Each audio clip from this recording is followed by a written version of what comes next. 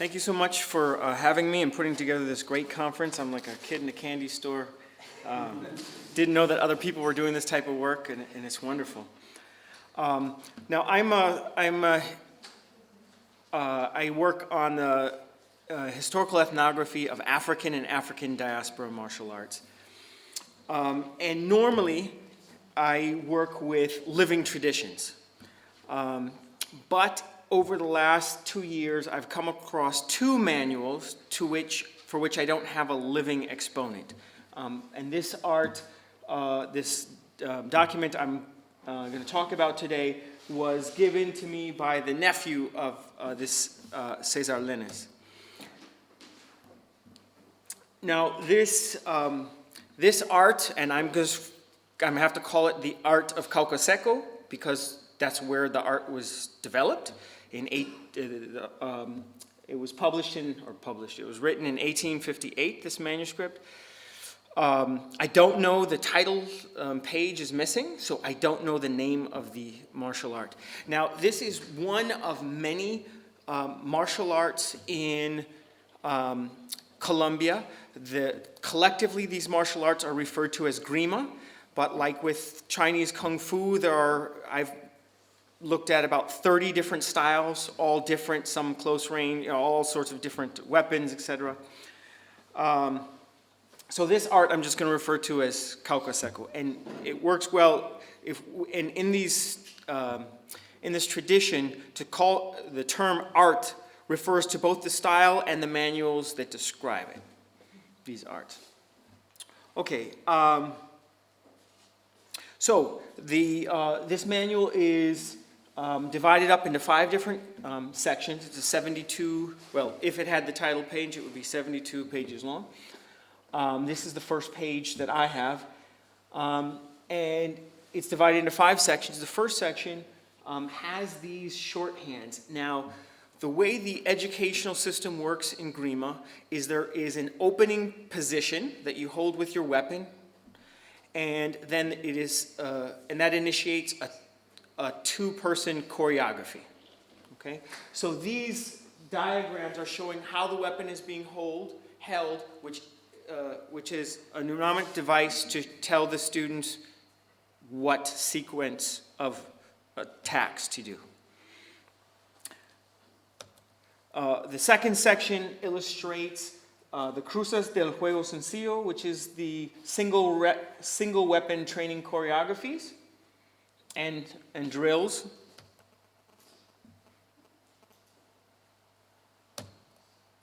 Okay, and then the double weapon choreographies is the next section. Then we have what are called paradas, which are these opening positions, open free positions that are added. There are 19 of these free positions added to the manual as well. And then finally we have the largest section of the manual, which is these written explanation of each of the choreographies, etc.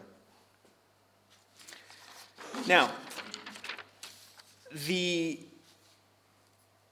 manual, also referred to as a cartilla de malicia, has a number of different things that reference European-style fencing, or at least from my ignorant position. But the arts of Grima themselves come out of a really different cultural context. The cultural legacy of Grima comes from West Africa, and probably most particularly from my native homeland in the Bight of Biafra, where we had headhunting societies that emphasized decapitating your opponent in a fair battle with a machete. And long before the arrival of the Europeans, there were academies set up to train people how to do this. There were also throughout West and West Central Africa, there were a number of different stick fighting martial arts and whip fighting martial arts. These traditions were maintained by enslaved Africans who were taken from Africa into the Americas, and we see this in the machete fighting and stick fighting in the Circum-Caribbean region. We have stick fighting evidenced all the way from New England in in what's today the United States, all the way down to the end of South America. Anywhere there were slaves, there was some type of weapons training. And then both in Africa and in the African diaspora, we had this important weapon, and I'll just refer to, for lack of a better term, as the Asagaya. And this was I used to call it a staff weapon, but I've been corrected. It's a single-handed weapon, so I guess I'm wrong there. But it ranged either from waist height to head height in length. And this was a very important weapon, particularly for the Maroons. Maroons were people who escaped from slavery, ran up into the mountains, formed their own societies, and there they developed a military culture based on the Asagaya and the machete. These are Maroons from the area of Ecuador, from, I believe, the early 17th century. And these traditions formed the background to Grima.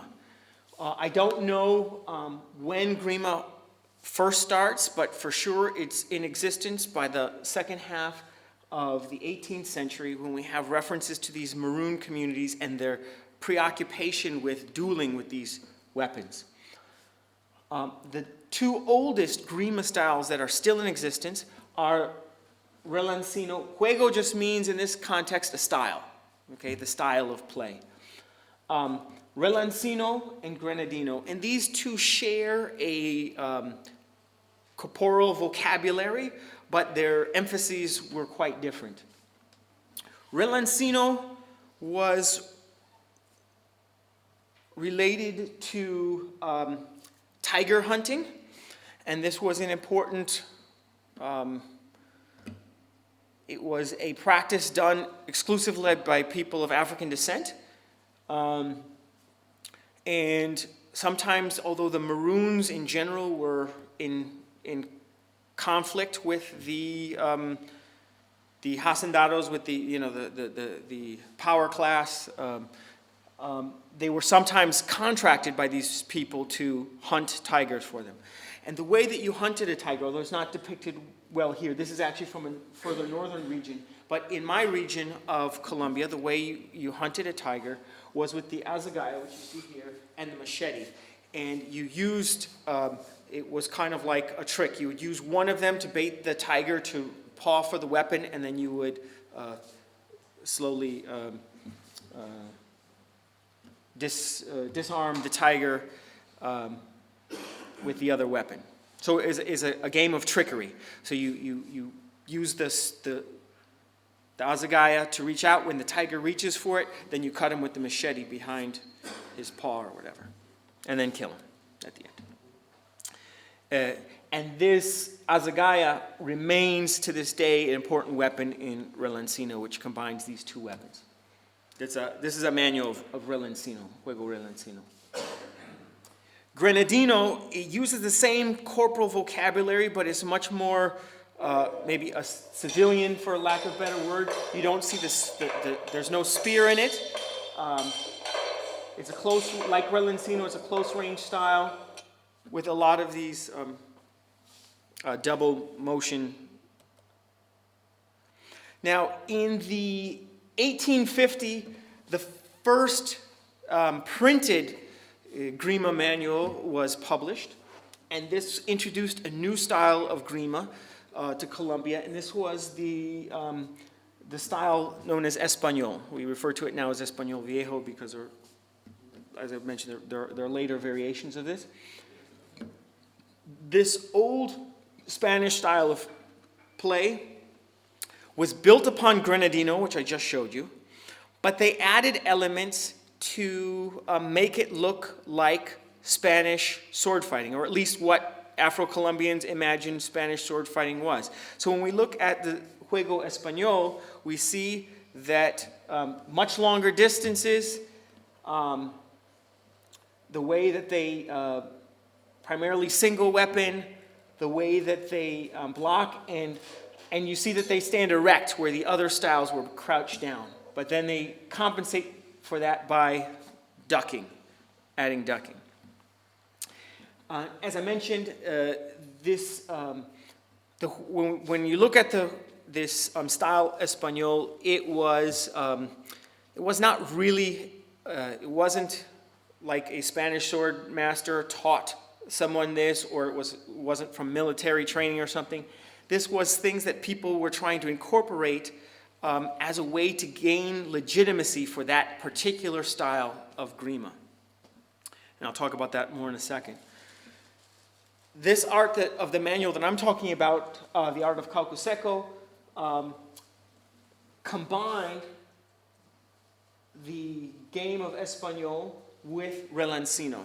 So they took educational choreographies from this new style called Espanol and added it to this art, and they also retained almost all of the original art of Relancino, and they kind of put them together into one art. So the Art of Calcio Seco, like Relancino, is a machete and Asagaya based art. And as you can see here, they retained elements of Relancino. This position is called tijeras, and it's the main form of defense in Relancino. This combined with a with a movement called maca, and maca is from a low crouch to move from side to side, kind of like in a capoeira-like format to get out of the way of the blow. And we see all of these in Calcio Seco. So we see in this art a retention of this earlier, very effective and lethal martial art of Relancino. But like in the Juego Español, it added elements, it adopted some of the elements of Español, some of the erect positions, a little bit of linear movement patterns in a way to imitate or emulate Spanish sword fighting. But it's clear that this is not Spanish sword fighting applied to the machete. That would come later. We have that tradition that came in the 20th century, and we have manuals of that tradition. But this is very different. So these people adopted terminology, like for example the term Tajo, whether we're talking about in the old Iberian tradition, La Verdadera Destreza, or the Franco-Iberian traditions, it always means a cut from your left to right with the nails up. But in Espanol, in this Art of Calcio Seco, it's a rising cut. Doesn't matter if the nails. So they're adopting these terms, but giving them their own meanings.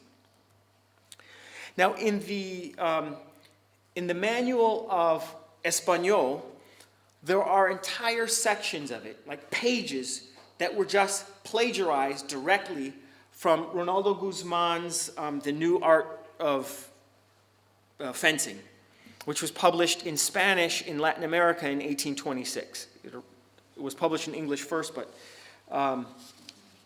and he just plagiarized entire pieces of it. Now, I imagine that in this Art of Calcio Seco, some of these diagrams are similarly plagiarized. So please, if you recognize any of these diagrams, let me know. But at the very least, when I see something like that, it's very reminiscent for me of that giant book, Thibaut, or whatever we got to look at during the lunch break. Like that's, because it doesn't have anything to do with the actual Colombian, like what they're actually practicing in that choreography. So for me, this is a signifier saying, oh, we're like the Spanish sword masters. Because I don't know what else to make of these things. So if you recognize any of these, please let me know afterwards, because I do not know anything about European fencing. Let's see, how am I doing on time? Okay. Also interesting to note that in this manual, even though we know from the living tradition that these people fought with machete and asagaya, the machete is always drawn as a sword. Like that doesn't, you wouldn't look at that and say that's a machete. And if anyone knows what kind of sword that is closest represented, please let me know afterward also, because I have no clue. But again, this is, for my interpretation, this is a way to gain legitimacy, right? And when we're talking about this art, these attempts to gain legitimacy were really important, particularly at this time period. And I think it's not a coincidence that Español and this Art of Calcio Seco emerge at this time with these aspirations of being equal to European masters. And there were a number of things that were going on at this time. Now we have to remember that from the previous talk, we just heard about, I forget the guy's name, Lister was thinking about martial arts as a way for marginalized people to gain credibility for themselves. Well, there's no one more marginalized than an enslaved African class in Colombia or anywhere else in the Americas, right? You can't get more marginalized than that. And this was a time where the enslaved people and people of African descent in general in this region of Colombia were rebelling against slavery, and there was this uprising. I don't really want to call it a formal slave rebellion, but it was an uprising called the Zuriago. And Zuriago is the name for the fighting stick in Grima. And in this uprising, they turned their fighting sticks against the master class and literally beat up the master class in random assaults for almost a year, which led to the eventual the signing in law of the abolition of slavery, which would come in 1852. So on the one hand, here you have a time period when blacks are rising up, and this martial art is an important part of that rising up to claiming their civil rights, for lack of a better word. And then also, two other things were going on at the time, kind of in the wider Iberian world or Atlantic world. One was that there was a French novel about a black swordsman, Chevalier de Saint George, which was translated into Spanish and became wildly popular in the 1840s. So you had, for the first time, this imagination now, right at the same time, of a black fencing master. And then at the same time, in 1848, the last royal master, examiner, and teacher dies in Spain. Now this title, Maestro Mayor, was a royal monopoly over Spanish sword fighting from the 15th century, when Ferdinand and Isabella instituted this thing, up until 1848. Now, what this meant was you had one guy who got this title and lived it out and held the title for the rest of his life. No one in any of the Spanish colonies, whether we're talking about the Philippines, Mexico, Colombia, you can't teach Spanish sword fighting or any sword fighting without his permission. It has to be done according to his regulations. And he had throughout the Americas lieutenants and all these other different people to police this. So you couldn't, you could be arrested and fined a lot of gold if you tried to teach with it. So there was a monopoly, and blacks and Jews were excluded from learning or teaching. But now, with the death of the last of these people, and because the institution was dropped in 1848, now for the first time there is social position for people of African descent can rise up as legitimate masters of arms. And that's why I think that in this time period, we see in this manuscript and that manuscript of the Juego Español, these references to European sword fighting. And it was ultimately successful, particularly in the case of Juego Español. It became one of the most widespread styles of grima at the time. And Afro-Colombians became the de facto fencing instructors from then until the middle of the 20th century. And numerous other styles developed later on, and there were competitions between schools, but it was always Afro-Colombians who taught. You know, there were whites who learned, there were natives who learned, but they always learned from Afro-Colombian masters. I'll end there. Thank you. Oh, sorry. Anyway, I have an advantage that some of you guys recreating books don't have, and that is I have contemporary styles that use the same combinations. So although I ultimately, like you guys, never know what the Art of Caucaseco looked like, I could show you another art developed shortly thereafter called Remonte Relancino Español, which means the merger of Español and Relancino. So it used the same things, and it looked like this. Or, I can't. How do I do this? This is a cruiser that turns into an open play. You don't want to see how that ends. Anyway, thank you so much. Thank you. Yeah, please. Oh, yes. Yes, there might be questions. Because you said you're in the candy store, that surely brought a huge piece of chocolate to the candy. So fantastic. Please. I have maybe a question and a comment about one of those diagrams, the one with there's a simple number, or the one in the... This one? On the page that you... This one? No, the one in the bottom right with the numbers. Next slide. Next slide. Okay, sorry. Yeah, so usually the cuts in European style are numbered like from the upper right. Where you have 8, you would have 1, and then you would have 2, where you have 5, and you would have 3 when you have 6, and 4 where you have 7.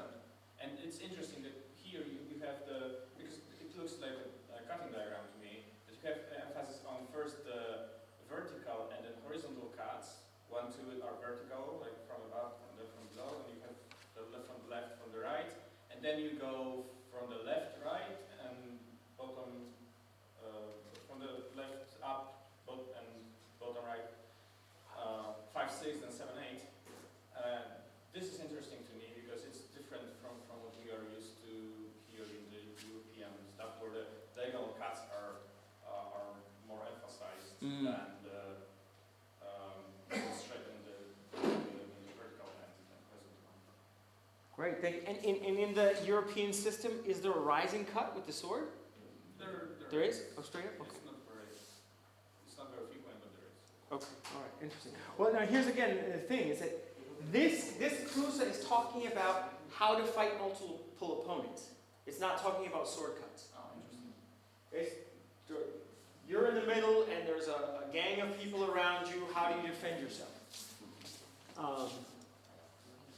The title is The Circle of the Star Against Bandilla, I don't know, ambush or multiple opponents or something like that. Yeah. Other questions?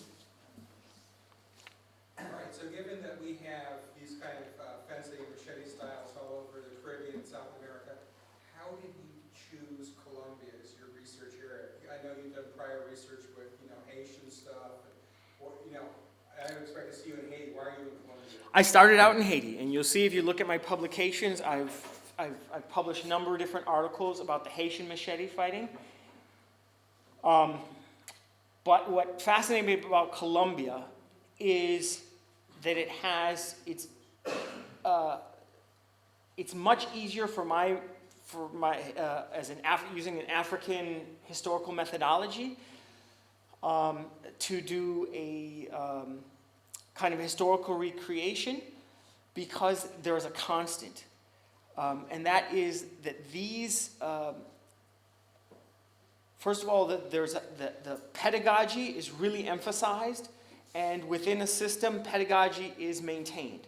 So you could be at 2 different places of Colombia, far different reaches, and when you go back in the lineage they look almost exactly the same. I mean, there's small differences, but the pedagogy is the same.